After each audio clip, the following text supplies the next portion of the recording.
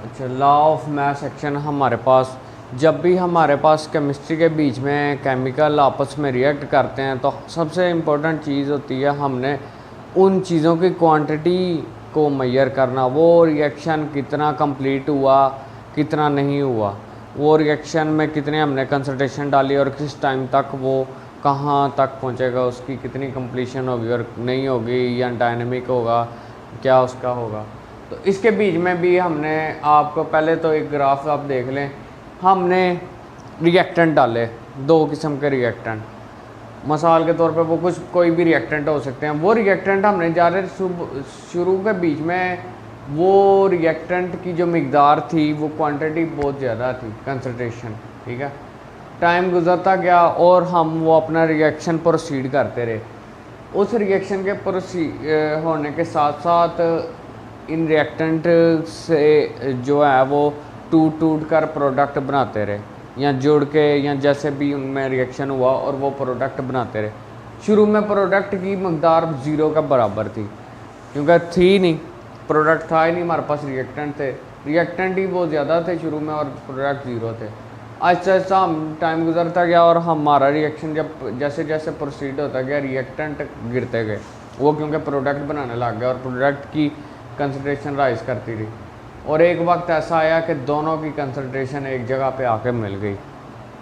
ये जो पॉइंट है जहाँ पे दोनों की रेट ऑफ रिएक्शन आपस में मिल जाए, इसे हम कहते हैं केमिकल इक्विलिब्रियम। क्या कहते हैं? केमिकल इक्विलिब्रियम, जिसमें फॉरवर्ड और रिवर्स रिएक्शन दोनों सेम रेट पे हो रहे होते हैं, ऑपोजिट डायरेक्शन में लेकिन सेम रेट पे।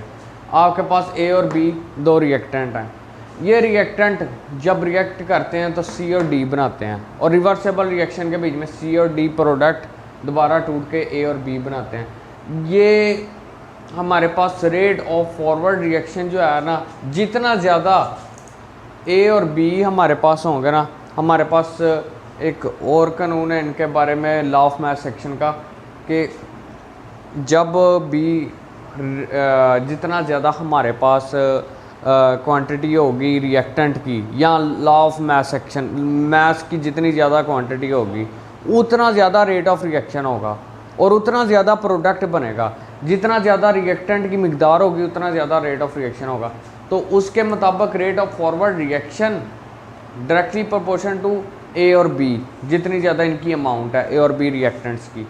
उसके बाद अगर हम इस डायरेक्टली प्रोपोर्शनल को ख़त्म करें तो ये इक्वल का साइन आएगा और साथ के एफ आएगा, यानी कि के एफ से मुराद एक कांस्टेंट है, फॉरवर्ड रिएक्शन का कांस्टेंट है। उसके बाद रेट ऑफ बैकवर्ड रिएक्शन की अगर हम बात करते हैं तो वो उसी तरह बैकवर्ड रिएक्शन भी जितने ज़्यादा प्रोडक्ट होगा उतना ज़्यादा रिएक्शन होगा, तो वो डायरेक्टली प्रोपोर्शन है सी और डी प्रोडक्ट्स के। और इसको भी हम अगर ख़त्म करेंगे, डायरेक्टली प्रोपोर्शनलिटी को इसको ख़त्म करेंगे तो के और बी कांस्टेंट लगेगा, जिसका मतलब है backward, constant of backward reaction, ठीक है ना। अब इक्विलिब्रियम के बीच में हमारे पास दोनों चीज़ें बराबर हो जाती हैं। हमारे पास इक्विलिब्रियम के बीच में प्रोडक्ट और जो हमारे पास फॉरवर्ड रिएक्शन है और रिवर्स रिएक्शन है वो दोनों बराबर हो जाते हैं, इस ग्राफ में पता। अभी इसके मुताबिक हमने इन दोनों को बराबर कर दिया, के एफ और ये जो हमारे पास रिएक्टेंट थे बराबर हो गए के बी और प्रोडक्ट के, ठीक है, ये दोनों बराबर हो गए। ये जब बराबर हुए और इन्हें हमने ऐसे अरेंज किया तो ये हमारे पास जिस चीज़ के बराबर आएंगे के सी, उसे हम कहते हैं इक्विलिब्रियम कांस्टेंट। क्या कहते हैं? Equilibrium constant. इक्विलिब्रियम कांस्टेंट को आप ऐसे भी लिख सकते हैं, और ये जो इनकी मोल्स की तादाद थी वो इनकी पावर रेज हो जाएगी। तो हमारे पास इक्विलिब्रियम कांस्टेंट की ये भी डेफिनेशन आती है कि हम इक्विलिब्रियम कांस्टेंट का जो प्रोडक्ट है उनकी कंसंट्रेशन और उनकी पावर्स को, मोल्स को हम पावर बना के उसके नीचे जो है हम उसको डिवाइड करें रिएक्टेंट के कंसंट्रेशन के साथ और उनकी पावर रेज करते हैं, ठीक है। तो ये हमारे पास लॉ ऑफ मास एक्शन है।